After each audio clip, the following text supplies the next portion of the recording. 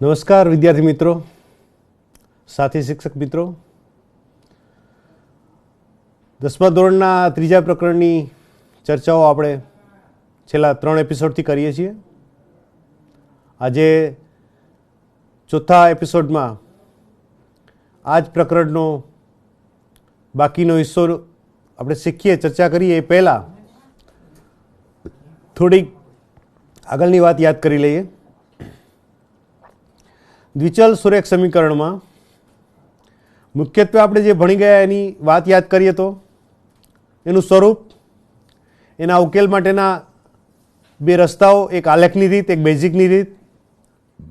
બેઝિકની રીતમાં કુલ 3 પદ્ધતિઓ: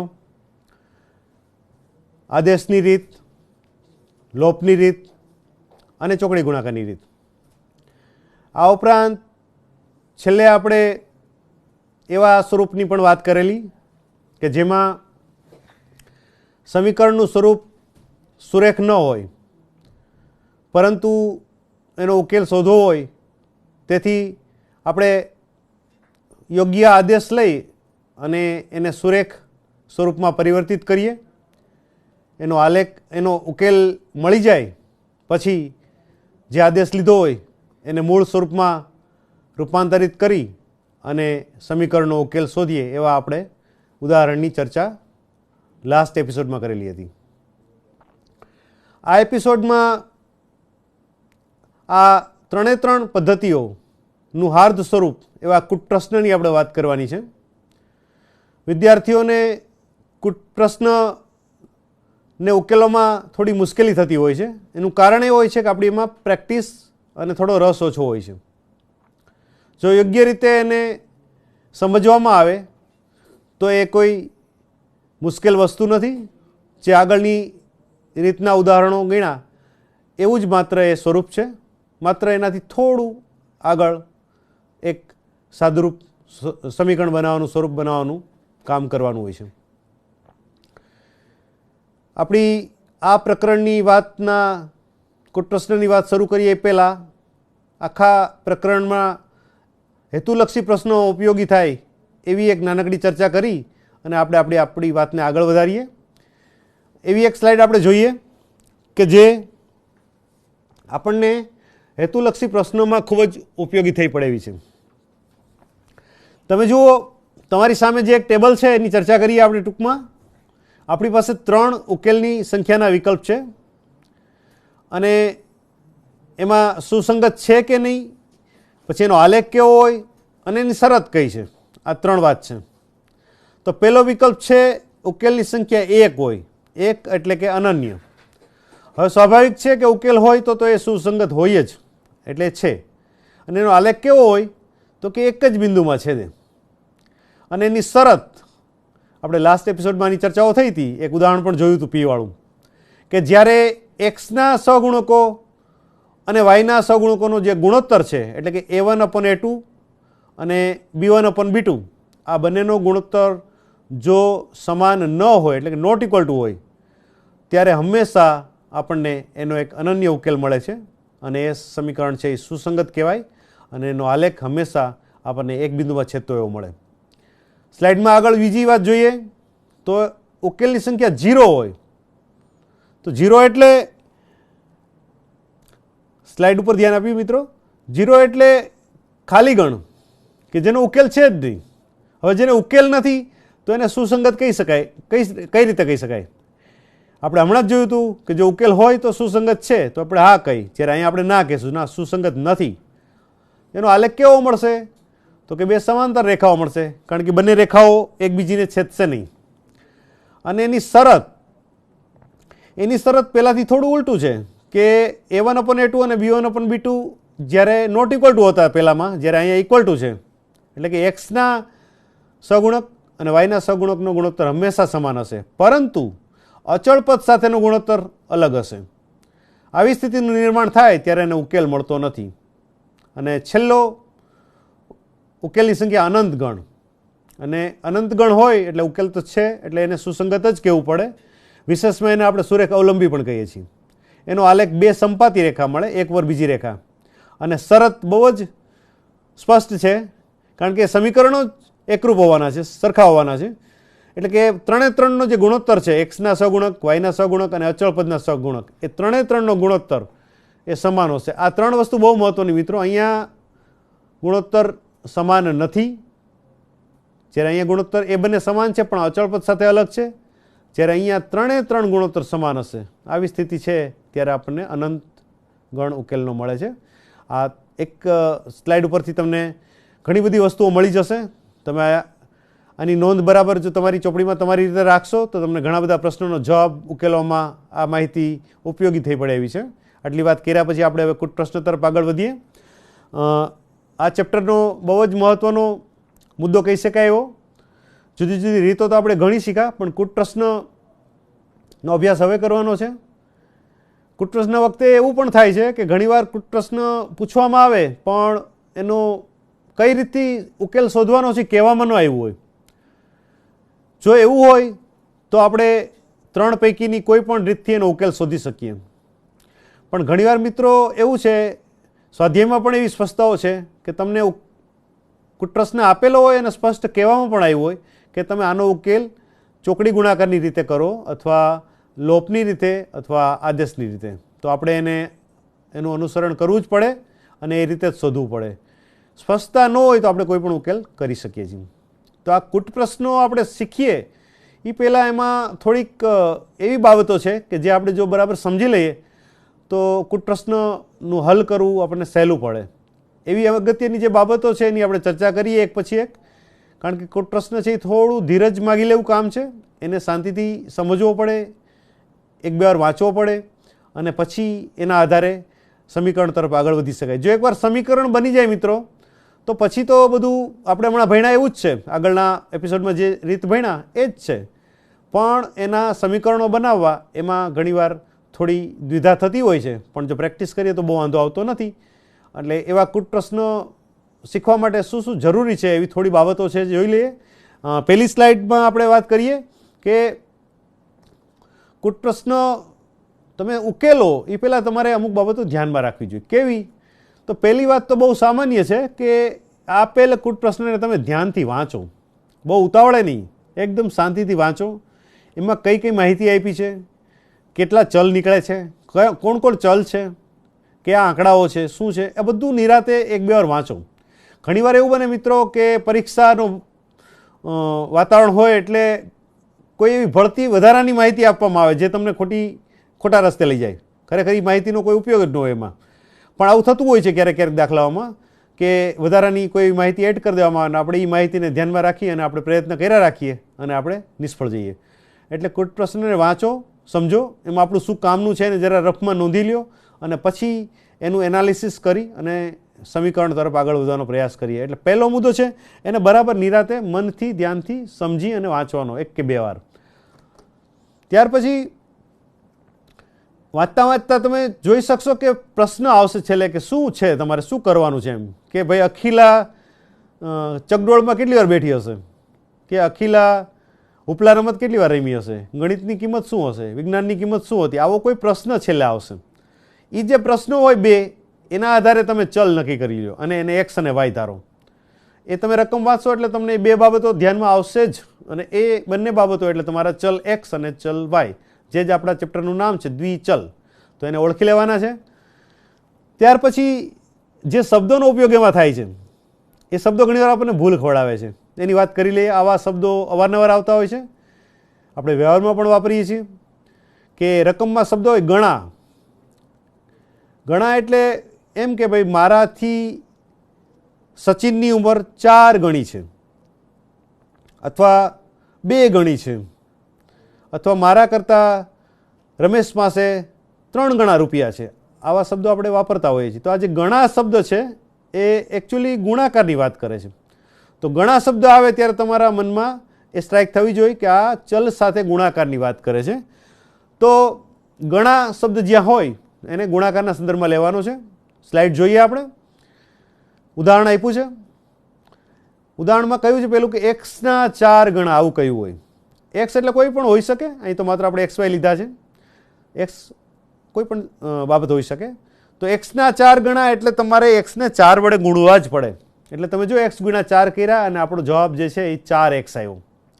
પછી ક્યારેક અપૂર્ણાંકમાં પણ હોય એમ કે વાયના અઢી ગણા, અથવા એમ કે ભાઈ દીકરીની ઉંમર કરતાં એના પપ્પાની ઉંમર અઢી ગણી છે, આવી બધી વાત આવતી હોય તો અઢી ગણા એટલે આમ તમે જુઓ તો 2.5 અથવા 5/2. તો એ વાયને ચલને તમારે અઢી વડે એટલે કે 5/2 વડે ગુણવા પડે, એટલે કે 5y/2. તો આ તમારે ઘણા શબ્દનો ઉપયોગ કરી અને એને યોગ્ય ન્યાય આપવો પડે અને એ પ્રમાણે એને ગુણાકાર અથવા અપૂર્ણાંક હોય તો એ રીતે ભાગાકારની સ્વરૂપમાં એને આપણે બરાબર લખવા પડે, જેથી આપણને સમીકરણ બનાવીએ ત્યારે એ ઉપયોગી થાય. એટલે ઘણા શબ્દને બરાબર ઓળખી લઈએ અને એ શબ્દ આપણને શું કહેવા માગે છે એ સમજી લઈએ. એવો જ બીજો એક શબ્દ છે, આગળની સ્લાઇડમાં જોઈએ.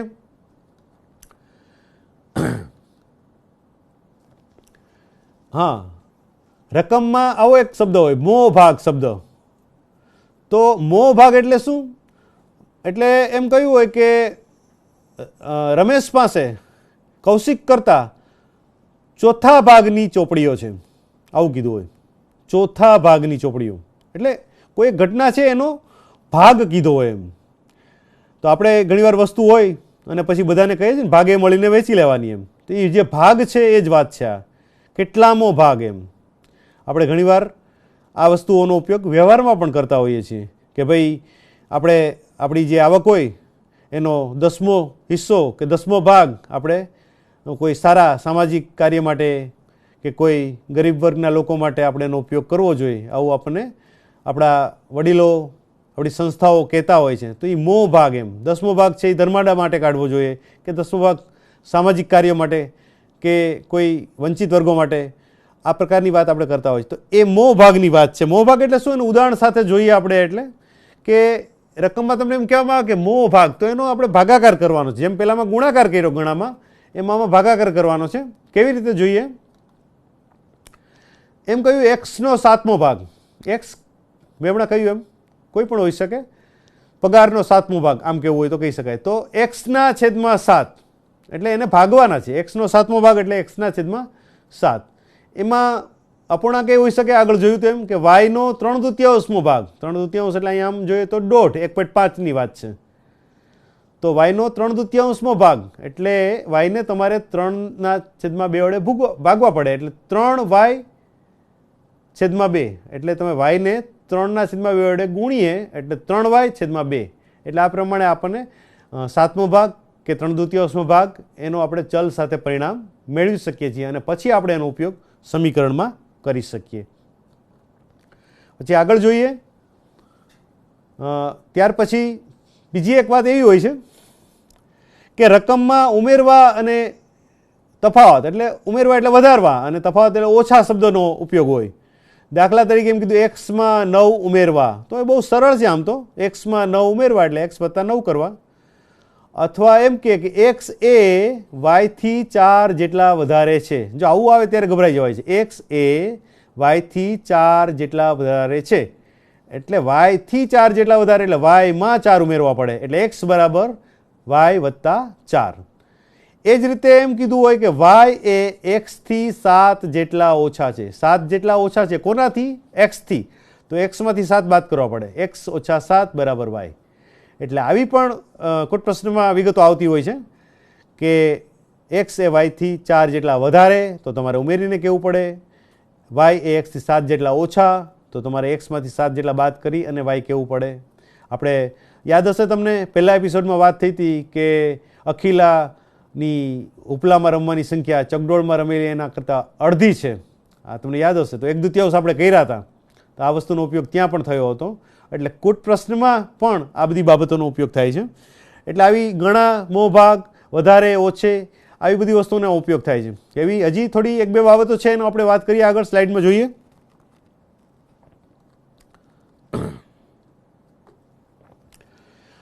આ બહુ મહત્વનો છે. આમાં કૂટ પ્રશ્નમાં આવું પૂછાય ત્યારે વિદ્યાર્થીઓ ભૂલ કરતા હોય છે.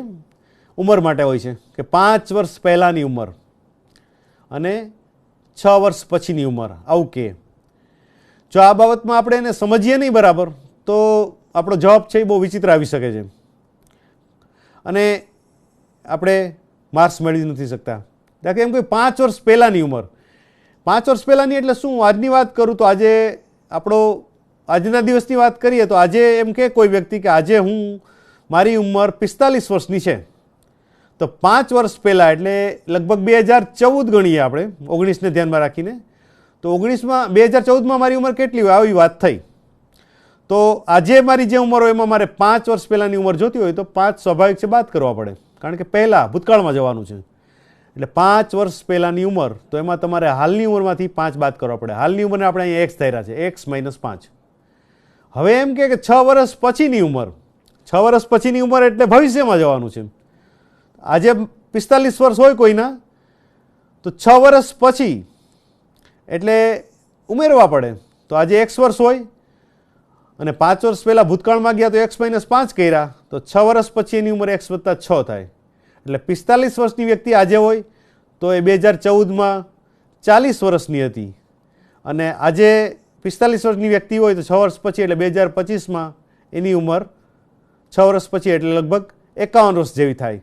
તો આ વાતને વ્યવહારિક રીતે સમજી આપણી જાત સાથે કે આપણા પેલા મિત્રોના ઉદાહરણો સાથે સમજી અને તમે લેશો તો તમને ઝડપથી સમજાશે. તમે પહેલાં સીધું એક્સને લેવા જશો તો તમને સમજાશે નહીં, તમને એમ થશે એક્સ કેવી રીતે ઉંમર હોય, પણ એક્સ એટલે આજની ઉંમર, હાલની ઉંમર. પહેલાં જવું છે ભૂતકાળમાં તો બાદ કરો, ભવિષ્યમાં જવાનું છે તો ઉમેરો. આ બાબતને પણ આમાં યાદ રાખવી જરૂરી છે. કુટ પ્રશ્નમાં આવી અવારનવાર બાપ દીકરીની ઉંમર, પિતા પુત્રની ઉંમર, આવા કેટલા બધા કુટ પ્રશ્નો આપણે ત્યાં પુસ્તકોમાં પણ છે અને પરીક્ષામાં પણ પૂછાતા હોય છે.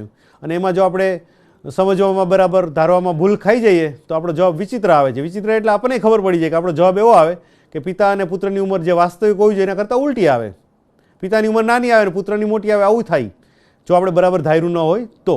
એટલે આને બરાબર સમજી વિચારી અને આપણે એની ધારણા કરવાની છે. આગળ જોઈએ. હજુ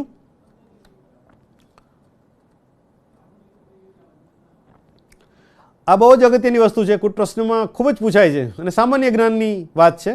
આપણી જે 2 અંકની સંખ્યા છે તો એમાં જે પહેલો આંકડો છે એ દશક હોય છે, એ તમે જાણો છો. દાખલા 47 લઈએ તો 47માં જે 4 છે એ દશક સ્થાને છે અને સાતડો એકમ સ્થાને છે.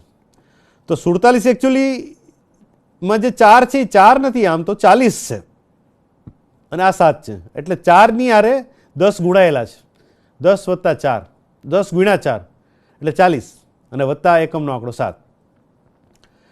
હવે આ તો સામાન્ય ઉદાહરણની વાત છે, પણ જ્યારે XY આવે ત્યારે વળી પાછી બીજી નવી મુશ્કેલી શરૂ થાય.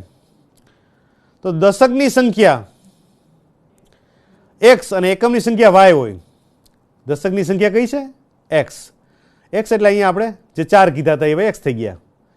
તો દશકની જગ્યાએ જે હોય એને તમારે 10 વડે ગુણવા જ પડે અને પછી એકમ જે છે એ ઉમેરવા પડે.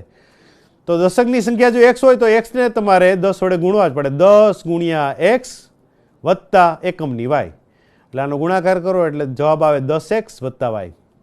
આ થઈ આપણી સંખ્યા. હવે એમાં અદલ બદલની વાત આવે છે કે હવે તમે એને અદલા બદલી કરી નાખો કે એકમની સંખ્યા છે એને દશક કરી નાખો, દશકની સંખ્યાને એકમ કરી નાખો. એટલે અહીંયા વાત કરીએ તો આ 4 ને 7 ને બદલાઈ નાખીએ તો 74 થાય, 74. તો સાતડો એકમમાંથી દશક થઈ ગયો, સાતડો અહીંયા આવે એટલે 70 થઈ જાય અને આ 4 છે આવી જાય એટલે 40માંથી 4 થઈ જાય એટલે 74 થઈ ગયા. એમ અહીંયા પણ જો એવું કરીએ તો અહીંયા દશક જે છે x એને એકમ કરી નાખીએ એટલે એકમ આવી ગયો ગ્રીન અક્ષર, અને જે એકમ હતો અહીંયા ગ્રીન y એને દશકની સ્થાન લઈ લઈ તો એને 10 વડે ગુણવા પડે એટલે નવી સંખ્યા મળે 10y + x. એટલે જો આપણી સંખ્યા 10x + y હોય અને એના અંકોની અદલ બદલ કરવામાં આવે તો નવી સંખ્યા મળે 10y + x. આ કુટ પ્રશ્નમાં બહુ જ ઉપયોગી થતી માહિતી છે અને એને સમજવી પણ જરૂરી છે. ઘણીવાર કુટ પ્રશ્નમાં નહીં પણ હેતુલક્ષી પ્રશ્નમાં પણ આવી બાબતો પૂછાય અને આપણી કસોટી થતી હોય છે. નાના 1 માર્કના 2 માર્કના પ્રશ્નમાં પણ આ બાબત આપણને ઉપયોગી થઈ શકે છે. આગળ જોઈએ. દશક અને એકમને જોયા પછી આ પણ એક ખૂબ જ અગત્યનું છે. આમ ફિઝિક્સનો કોન્સેપ્ટ છે, ભૌતિક વિજ્ઞાનનો, પણ આપણા કુટ પ્રશ્નમાં ઉપયોગ થાય છે. તમે જોયું હશે ઘણીવાર ટ્રેનની ઝડપ, હોડીની ઝડપ, આવા પ્રશ્નો પૂછાતા હોય છે અને એનું સૂત્ર જોઈએ તો ઝડપનું સૂત્ર સાદું છે, અંતર છેદમાં સમય. જેટલું અંતર હોય એને સમય વડે ભાગો એટલે ઝડપ મળે. માની લો કે અમદાવાદથી સુરત 200 કિલોમીટર હોય અને આપણે જો 4 કલાકમાં પહોંચી જતા હોય તો 200 અંતર છે અને 4 કલાકમાં પહોંચીએ છીએ, 204 વડે ભાગીએ એટલે જવાબ 50 આવે, તો આપણી ઝડપ 50 કિલોમીટર પ્રતિ કલાકની થઈ. આ સમજવા માટેની વાત છે. તો આ ઝડપ એટલે અંતરના છેદમાં સમય. હવે આ પ્રશ્નનો ઉપયોગ અહીંયા પણ કરવાનો છે. આ સૂત્રને બરાબર યાદ રાખજો. છે ફિઝિક્સનું, સ્લાઇડ જોઈએ આપણે, પરંતુ દાખલો ગણવામાં કામ આવશે. હવે ઝડપ બરાબર અંતર છેદમાં સમય. હવે આને અદલ બદલ થઈ શકે. માની લો સમયના સૂત્રનો કરતા બનાવો, કોઈ દાખલામાં સમયની જરૂર હોય તો સમય અંશમાં જશે, તો ઝડપ છેદમાં આવશે. એટલે અંતરના છેદમાં ઝડપ, અંતર અને ઝડપ બે આપ્યા હોય તેના પરથી સમય મળે, અને અંતર અને સમય આપ્યા હોય તેના પરથી ઝડપ મળે. આ પ્રમાણે આપણે એનો ઉપયોગ કરી શકીએ. પછી આ પણ થોડું ક્યારેક ઉપયોગી થતું એવું સૂત્ર છે, યાદ રાખી લઈએ, જ્યારે જોઈ લઈએ કે 1% આપ્યા હોય ને એમાં એક રકમ મૂકી હોય. X રૂપિયા A% વ્યાજે મૂક્યા છે અને Y રૂપિયા B% વ્યાજે મૂક્યા છે. આવું હોય તો કેટલી રકમ થાય? તો કે C રૂપિયા થાય. તો એનું સૂત્ર આવું બને છે, AX + BY × 100C. એટલે જે રૂપિયા બને એને 100 વડે ગુણવાના છે. આ પણ એક ફોર્મ્યુલા ક્યારેક ઉપયોગી થઈ શકે છે. આવા બધા પ્રશ્નો જે છે, નાના નાના મુદ્દા, એનો આપણે કુટ પ્રશ્નમાં ઉપયોગ કરવાનો થતો હોય છે. એટલે આ બધી બાબતો, એટલે કે આ ટકાની વાત છે, મો ભાગ, આના કરતાં વધારે, આટલામો ભાગ, આના ગણું, 5 વર્ષ પહેલાં, 6 વર્ષ પછી, ઝડપ, અંતર, સમય, આ બધી જ વસ્તુઓનો ઉપયોગ આપણે કુટ પ્રશ્નમાં થતો હોય છે. અને એના આધારે આપણે સમીકરણો બનાવી અને દાખલા ગણવાના છે. મિત્રો, મેં તમને પહેલાંય કહ્યું હતું કે કુટ પ્રશ્ન આપણે ઓલો અખિલાનો ઉદાહરણ જોયું ત્યારે, કે જે માહિતી આપી હોય માહિતીનો ઉપયોગ કરી અને પહેલાં આપણે ચલ શોધવા પડે બે, અને ચલને આધારે જે કંઈ એના ચાર્જ હતા, રૂપિયા હતા, બેસવાના ભાવ હતા, એના આધારે આપણે સમીકરણ માંડ્યું અને આપણે 2 સમીકરણો મળ્યા હતા, અખિલાના ચકડોળના અને ઉપલાની રમતના. સેમ એવા સમીકરણો જે બનાવવા એ બહુ મહત્ત્વનું છે. પછી એ સમીકરણો બનાવ્યા પછી સમીકરણનો લોપ કરવો એ બહુ સરળ છે, એ આપણે શીખી ગયા છીએ. પણ સમીકરણો બનાવવા માટે થોડી વધારે પ્રેક્ટિસની જરૂર પડે છે. અને હમણાં આપણે જે 7-8 મુદ્દાઓની વાત કરી એ પણ એમાં જરૂરી છે. આગળ જોઈએ, ઉદાહરણથી શરૂઆત કરીએ. હમણાં આપણે જોયું તો એ જ છે, 2 અંકોની એક સંખ્યા શોધો જેનો દશકનો અંક એકમના અંક કરતાં 3 ગણો છે. સમજો મિત્રો, દશકનો અંક એકમના અંક કરતાં 3 ગણો છે. અને હવે એ સંખ્યાની અદલ બદલ કરીએ, એટલે કે એકમ હોય દશક કરી નાખીએ, દશક હોય એકમ કરી નાખીએ, તો મળતી નવી સંખ્યા મૂળ સંખ્યા કરતાં 54 જેટલી નાની છે. કેટલી બધી વિગતો આપી જુઓ કુટ પ્રશ્નમાં. એક એક વસ્તુને નાના નાના ટુકડાઓમાં જોઈ અને સમજી વિચારી અને આગળ વધવું પડે. દશક, એકમ, 3 ગણો, અદલ બદલ અને 54 જેટલી નાની, આ બધું જ એક સાથે આપણે સાંકળવાનું છે. હવે આપણી પાસે 2 અંકની સંખ્યા છે, એટલે એક દશક અને એક એકમ. તો આપણે પહેલાં ધારી લઈએ. ધારો કે જે અંક છે એમાં દશકનો અંક y છે, દશકને y ધારીએ, એટલે તમે સમજી જાજો, ઇન્ડિકેટ કરજો કે y છે એ 10 વડે ગુણાયેલો જ છે, કારણ કે દશક છે, અને એકમનો અંક x છે, બરાબર. એટલે આપણી સંખ્યા મળી 10y + x, આપણી સંખ્યા થઈ જે આપણે ધારીએ. હવે એમ કીધું છે કે દશકનો અંક એકમના અંક કરતાં 3 ગણો વધારે છે. દશકનો અંક એટલે કોણ? y. એ y છે એ x થી 3 ગણા છે. હમણાં જ આપણે વાત થઈ, 3 ગણા. કોના કરતાં 3 ગણા? એકમ કરતાં 3 ગણા. એકમ એટલે કોણ? x. x ના 3 ગણા એટલે 3x બરાબર y થાય, કારણ કે y ની કિંમત એકમના 3 ગણા જેટલી છે. એટલે એકમ એટલે x, એને 3 વડે ગુણો ત્યારે y થાય. એટલે આપણી પહેલું સમીકરણ મળી ગયું, y બરાબર 3x. 3x ને આ બાજુ લઈ આવી ડાબી બાજુ, એટલે સ્વરૂપ ગોઠવીએ એટલે 3x ને y સામે લઈ જાય તો એ પણ કહી શકાય 3x - y = 0. x ને આપણે સામાન્ય રીતે પહેલાં લખતા હોઈએ છીએ, એટલે આપણે y ને જમણી બાજુ લઈ જઈએ એટલે માઇનસ થઈ ગયા, અને =0 જ કરવાના છે. એટલે 3x - y = 0 આપણું પહેલું સમીકરણ થયું. મિત્રો, હવે નવી વાત આવી, અદલ બદલ. એકમનો અંક દશક થશે, દશકનો અંક એકમ થશે. એટલે પહેલા દશકનો અંક y હતો, હવે દશકનો અંક x થાય છે, અને એકમનો અંક હવે y બની ગયો. એટલે આપણી સંખ્યા જે પહેલાં હતી, ફરી વાર જોઈએ, 10y + x હતી. તમે જોવો છો અહીં 10y + x. હવે આ બદલી ગયું. હવે જોજો અહીંયા શું આવે છે, સોરી,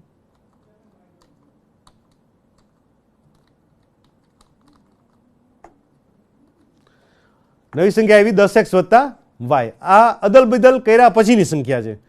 હવે આપણે એમ કીધું છે, પાછું નવી માહિતી એવી છે કે મૂળ સંખ્યા એટલે કઈ? 10y + x કરતાં 54 જેટલી નાની છે. એટલે મૂળ સંખ્યા કોણ? તો કે 10y વત્તા x એના કરતાં 54 જેટલી નાની છે, એટલે એમાંથી 54 બાદ કરીએ એટલે આપણે 10x વત્તા y મળે. ફરીવાર આખી વાતને સમજજો, ઉતાવળ નહીં કરતા. અદલ બદલ કરતાં મળતી નવી સંખ્યા મૂળ સંખ્યા કરતાં 54 જેટલી નાની હોય, 54 જેટલી નાની, એટલે નવી જે સંખ્યા મળી 54 જેટલી નાની છે. એટલે આપણે એને સમીકરણમાં ગોઠવવાનો પ્રયાસ કર્યો. 10y વત્તા x માઇનસ 54 બરાબર 10x વત્તા y. જો y અને x નો કલર બદલાય છે કારણ કે એકમ અને દશક થાય છે, સાદુરૂપ આપ્યું અને આપણે નવું સમીકરણ મળ્યું minus 9x plus 9y equal to 54. એટલે આમ જુઓ તેમાંથી 9 કોમન કાઢવાના છે, એટલે -9 વડે ભાગીએ એટલે આપણું સમીકરણ મળ્યું x માઇનસ y બરાબર -6.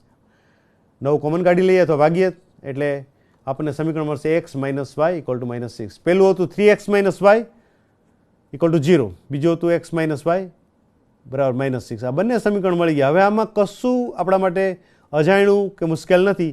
આ સમીકરણનો ઉકેલ શોધવો હોય તો આપણે કોઈ પણ રીતે કરી શકીએ.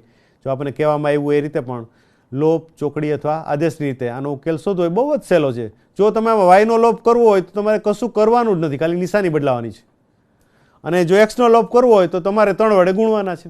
આપણે વાયનો લોપ કરીએ છીએ, વાયનો લોપ કરીએ છીએ આપણે એટલે એ કેન્સલ થાય છે. માઇનસ નિશાની અહીંયા છે પણ સરસ ચૂકથી રહી ગઈ છે. એટલે 3x માઇનસ x એટલે 2x. આ વાય માઇનસ છે, નીચે વાય પ્લસ થશે એટલે ઉડી ગયા, એનો લોપ થઈ ગયો એટલે 2x અને 0 માઇનસ -6 એટલે 6. એક્સને સૂત્રનો કરતા બનાવીએ એટલે 6/2 3 એટલે x બરાબર 3 મળ્યા. x બરાબર 3ની કિંમત આપણે કોઈ પણ એક સમીકરણમાં મૂકી દઈએ. પહેલું સમીકરણ છે 3x minus y equal to 0, તો એક્સની જગ્યાએ 3 મૂકો, 3 9 માઇનસ y બરાબર 0. વાયને સામે લઈ જઈએ અથવા 9ને સામે લઈ જઈએ તો y બરાબર 9 આપણને મળ્યા. એટલે આપણને ઉકેલ મળ્યો x બરાબર 3 અને y બરાબર 9. એટલે x3 અને y9 એટલે શું થયું? એકમનો અંક 3 અને દશકનો અંક 9. એટલે એકચ્યુઅલી આપણી સંખ્યા 93 થઈ, 93 આપણે જે શોધવાની હતી એ. એટલે આમ એક તબક્કે 39 હશે અને બીજા તબક્કે 93.